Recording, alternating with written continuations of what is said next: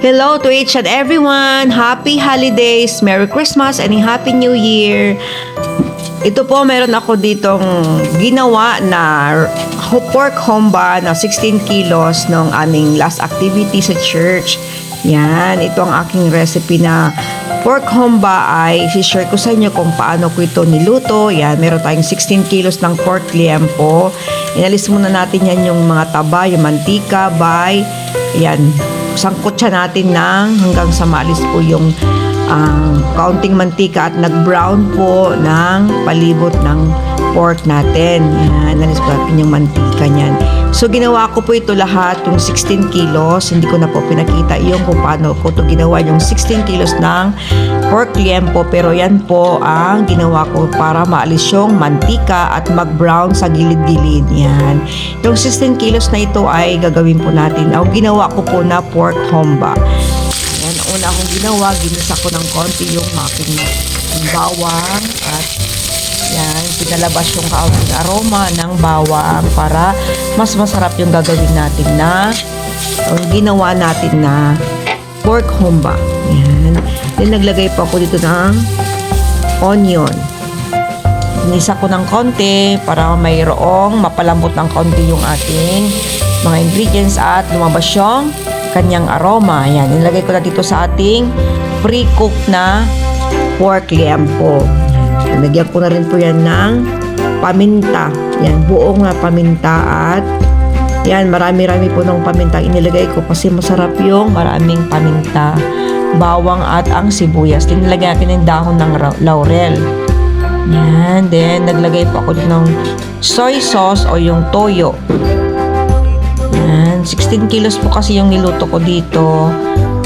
Nilagay ko na po yung mga ingredients at atin na pong papalambutin ito sa ating kawa.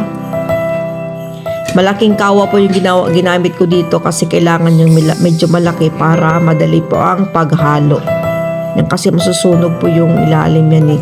So sa pagpapalambot naman po ng karne ng baboy, yung liempo ay naglagay po ako ng 2 litro ng Sprite. Yan po. Kaya masarap po yung pork homba kasi pinalambot po natin ito sa pamamagitan ng soda, yung Sprite. Then, nag-add din po ako dito ng konting tubig, pero mas marami po yung nilagay natin dito na Sprite. Then, naglagay po ako ng yung black beans. Yan. Ang pork homba natin. Then, papalambutin na po natin ito ng at least mga 2 oras ko pong pinalambot ito kasi doon lang po nakalagay sa vinegar, 1/2 cup lang kawa. More or less po 2 hours. Lalagay po tayo ng sugar. Kasi yung depende po sa karne na nabili natin at pagkakahiwa. Naglagay po ko doon matamis na asukal para mabalance po yung ating pork homba.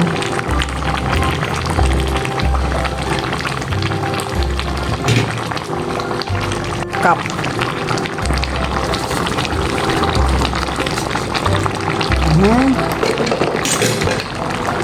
Kailangan ko kasi pag humba ano siya, medyo matamis-tamis na maalat-alat.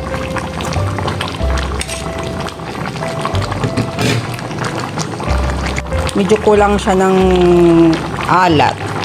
Lagyan ng konting asin. Yan. Asin.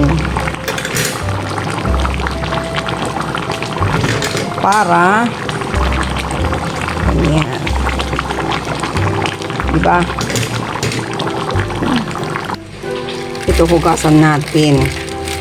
Ito, hugasan natin ang banana blossoms. Kasi para maalis yung preservative. May preservative kasi ito eh.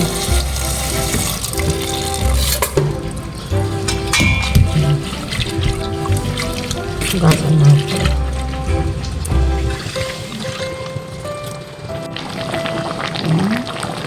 Ilagay na natin itong banana blossoms.